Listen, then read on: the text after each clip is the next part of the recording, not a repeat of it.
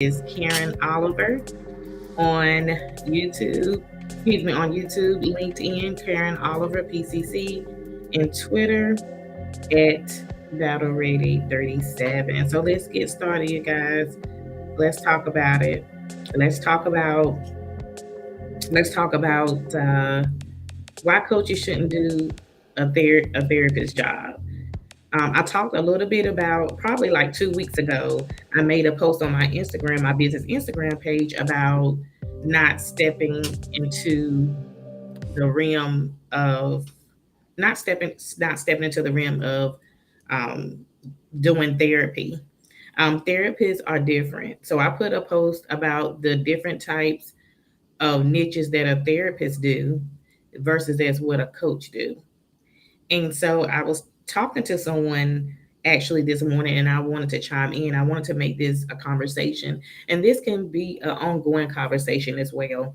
And so that being said, you guys, I know, well, I found out that I know of a couple of coaches, and I found out one coach that was on my page that actually has a client um, that have had either the person has had suicidal thoughts or they were thinking suicidal thoughts. um, and even though it is mild, I went back and forth on this discussion because I know that we all can have our different opinions, but I went back and forth on this discussion, and my opinion was that even though that person, had thoughts like that and it was very mild, if someone, a woman or a male or a female, have suicidal thoughts about, um, not thinking mentally, and that's where mental health taps in. If you have any suicidal thoughts about hurting yourself or hurting somebody else, even if it was just a couple of thoughts, and you had a excuse me, my voice, you guys, and you had a couple of thoughts, probably maybe once a month, or not even once a month, maybe even twice out of the whole year, or a couple times. My thing is that as a coach, as a professional life purpose coach, and a health and nutrition coach, and I've taken up medicine a lot, you guys. If you guys don't know, I've worked with several doctors in the past. Actually, I'm still in the healthcare field. So when we talk about mental health, we know mental health is deep, and so coaches should only stick to their niche. I don't think that they should go into the realm of trying to take on a client, trying to take on a client that has suicidal thoughts or who have had suicidal thoughts. If you get what I'm saying, if you understand what I'm saying, it's very critical. Most of us in the United States now are dealing with some type of mental health, or we're dealing with some type of thoughts that are not positive. And yes, we have had to go get counseling, and we've had to go talk to a therapist. I'm a coach. I'm a coach in several areas, so I'm not knocking coaches at all. But I know what our niche, our different niches are supposed to do. I know that we specialize in different areas in coaching, in professional coaching and master coaching. But therapy, therapist, psychiatry, and if you're not a doctor in mental health, that should not be your realm. You should not enter into that gate trying to take on a client that has suicidal thoughts. So I'm in a Facebook group discussion. And so we were discussing briefly. Well, I was just listening, and then I was discussing with the other coach. And you guys can tell me what you think. It's all good. We're all here, and we all have our different opinions. And so my opinion was, what I told this other coach was that that is a that that is totally different. That us as coaches, we shouldn't enter into that. If I was a patient and I was dealing with certain areas in my life like that off and on, it don't have to be repetitive.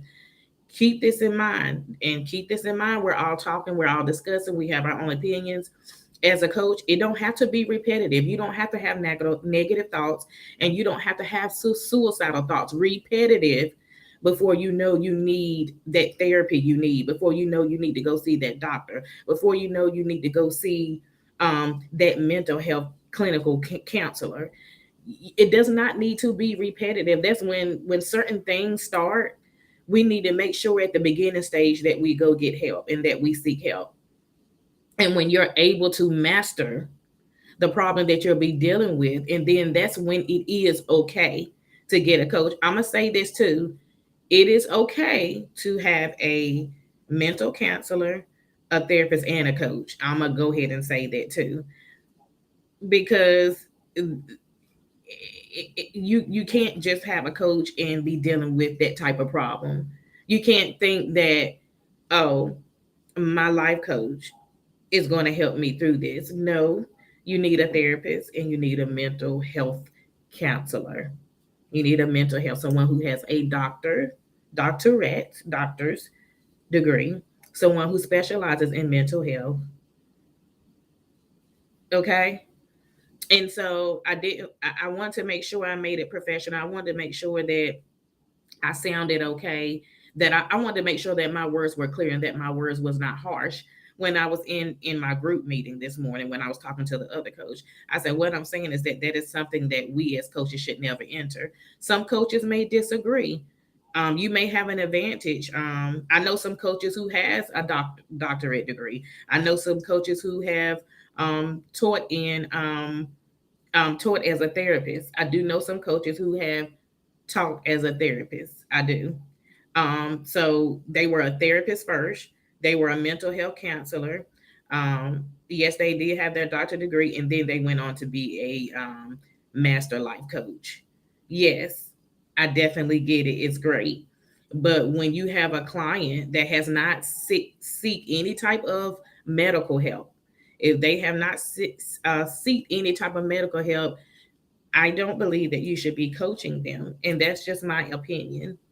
I like I said, some coaches may agree with me, some coaches may not. But like I said, the coaches who do have that experience and do have that degree, yeah, oh yes, 100%. Yes, I love it. Yes, they can very well take on those clients. But if you do not have any of those backup medical certifications and degrees, if you have not had the experience yourself in training, and then and you don't have that education, and then that education or experiences, then you should not be taking on a client as a master life coach or a professional coach. If you don't have any medical background, you should not be taking on any clients that have had or has suicidal thoughts. And that's just my opinion. um do you guys, do anybody want to come up and chime in? I know I'm only going to be on here probably another 15 minutes, probably, or another 20 minutes. If you want to chime in, feel free to do so. If you have any questions, if you're a therapist or you are a mental health counselor, I am going to do another live this afternoon. I have a client meeting at 6 p.m. my time, but I'm going to try to get back on here at 7:30 p.m. Eastern time. If there is not a therapist or a mental health counselor on here now that want to come up and share, I will be doing another live this afternoon Eastern time, my time. But guys, that's just my thoughts. So I was so surprised you guys in my early morning meeting, in my group meeting on Facebook. I was surprised of how many people were like they have clients or dealt with clients that had internal medical problems. And we know that mental health has taken a toll on the United States. We know that men and women have battled with that across the nation. Um, and it's always good to have those that medical counselor, that medical therapist, um, whatever you need to get you through.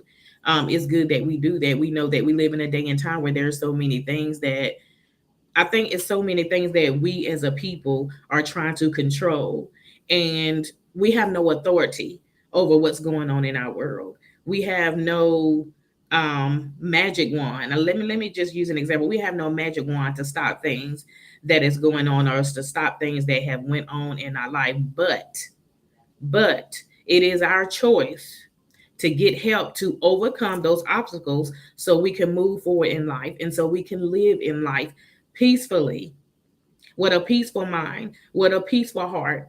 It is up to us to stop because we do have the power to stop it ourselves, but we can't change what happened in the past. And we can't change what happened to us, or we can't change what happened to others. We have to grow from that and move from that. And we got to have some type of accountability to move forward because we can't do it by ourselves. None of us can do it by ourselves. And that's what I'm saying. But as a coach, don't this is my opinion.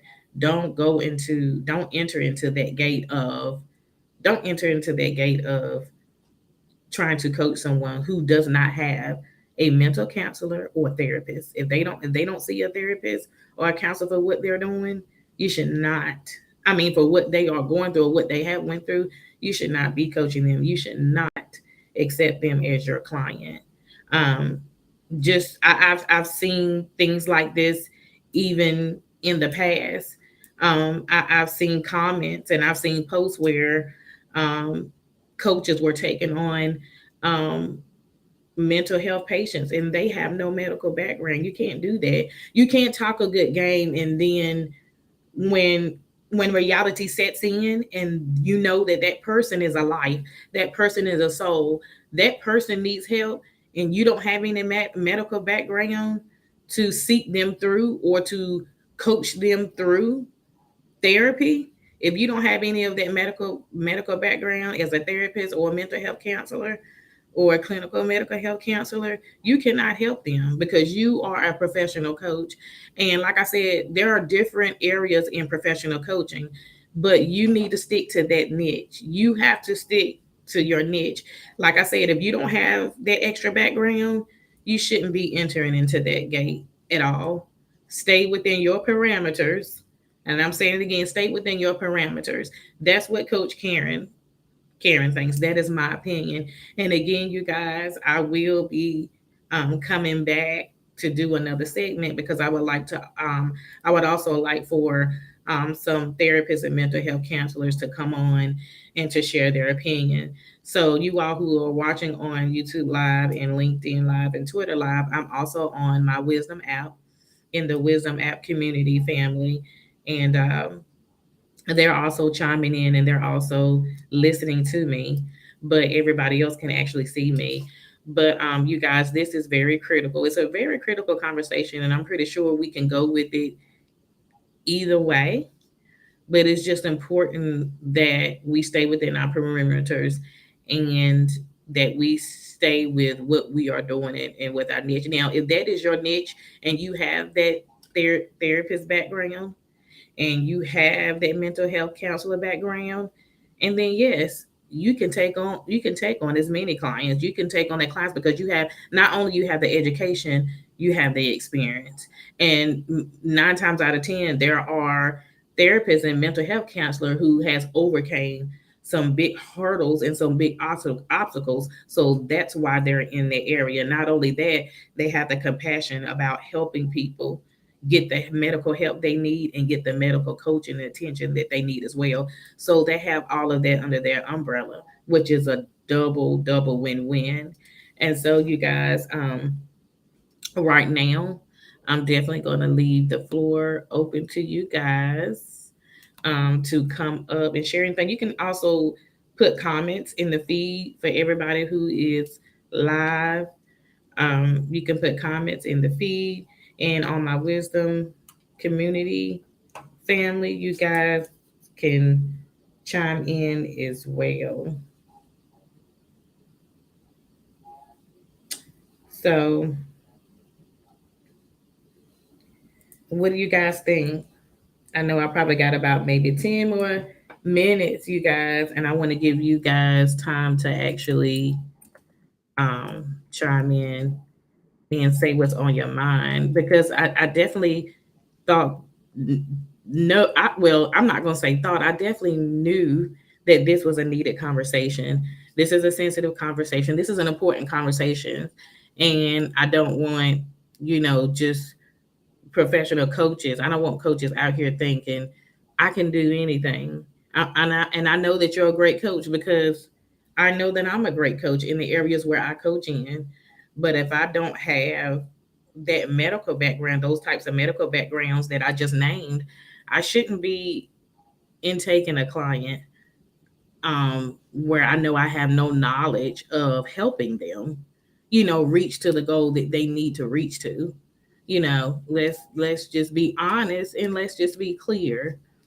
And so yeah, you guys, it's very critical. So like I said, I was just surprised. I was surprised.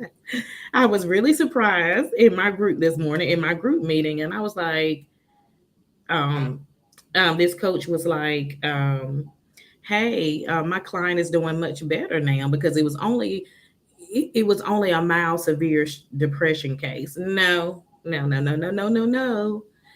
In Karen's voice, when you have had suicidal thoughts or you've had, so no matter if it's been repetitive, like I said before, no matter how many times, there is a reason why you're having those thoughts. And so you have to get to the root of the problem.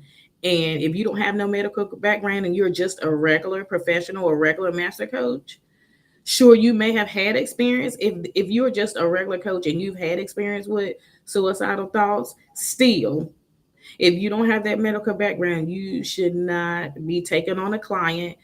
And let's get away from, oh, you're looking at the dollar sign, you're looking at the money. You need to care about a person's well-being. You need to care about where a person is going to go, because where a person tells you that they're fine right now, they may not be fine later, and you can't detect that because you don't know how to seek them and meet them where they are to get them help, like a therapist would or like a mental health counselor would. That's what I'm saying. That's why I said it's so serious. It is very sensitive. And I don't feel like, us as coaches that don't have that background should do that. And like I said, if you have that background, oh, yes, oh, very well, you can help a client in many areas. But don't go into, oh, yeah, yeah, yeah, they're ready to invest. So I'm going to go ahead and take them on as a client, whether they have these thoughts or not. Again, you need to be a therapist and a mental health counselor as well as a coach if you're going to take on clients that have these type of mental health problems. Because like I said, we're dealing with a life. At the end of the day, you're dealing with the soul. This is a human being just like you, and if you can't help them, you should not be signing them up into your coaching practice when you do not have that that type of expertise. And you guys, right now, I know my wisdom family cannot see what I'm going to do here, but for my people who are on live, I'm trying to bring up my post that I posted uh 2 weeks ago about the different types of, and I just want to pin it, about the different types of what a therapist do and what a coach does. And I'm trying to bring it up, you guys, and then at 9:30, I'm going to have to stop my time. I'm trying to bring this up now. Um, let's see. Let's see if we can find it. Yeah, you guys, if you have anything that you would like, any feedback, anything that you would like to say, please feel free to come up and share. Um, I just want to find that post because, and I want to pin it so you guys can see it. Yep, here we go. I'm going to bring it up. You guys are not going to be able to see it because I think it's too late for me to pin it. I think I can only pin PowerPoint slides on my streaming, not so the difference, what is the difference? What is the difference? What does a life coach does? A life coach focuses at your future, help achieve goals, focuses at your future, focuses at your future again, and works with you.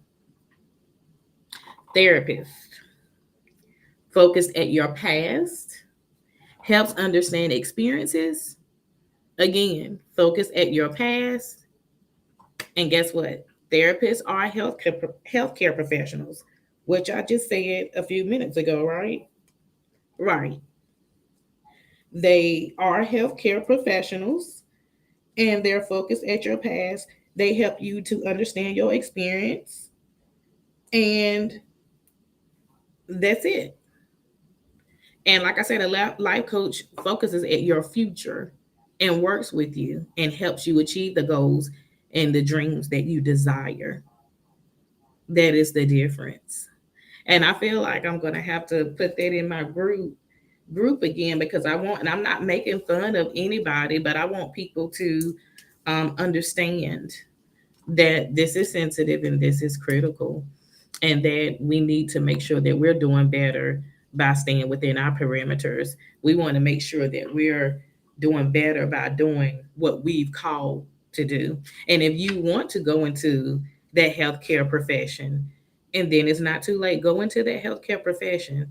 Me right now, I am actually a transfer student going back to college. I start in the fall to go back to take up family counseling, and I do want to also have a form of mental health counseling too. So after I finish, I still will need to go and get my. I will still need to finish and get my master's, um, and that's what I'm doing because I don't have a mental health counselor degree. So I know that's something that I can't step in. Do I have a healthcare profession background? I do, but I don't have it in mental health. And so, and a lot of us, a lot of us do, and a lot of us don't. And like I said, if you desire to go into that field, you need to get educated. You need to get educated about it so you can be able to help the clients that you want to take on, if that makes sense. Okay. All right, you guys. So I'm at 21 minutes. I'm gonna go ahead and jump off before 9:30. I have 5 minutes before 9:30 before I log into my other session. Thank you guys for stopping by. If you stopped by or if you just swept through, and if you catch the replay, thank you so much for coming by. You guys, I will be coming back to do another segment because I would like to meet with some mental health counselors and therapists. If we can get some aboard to talk with us this evening. If not, I will let you guys know what day I would do this second segment because I definitely want to hear from them, and I definitely want to hear the rest of y'all opinions. So you guys have a happy Thursday, and you guys take care. Bye bye.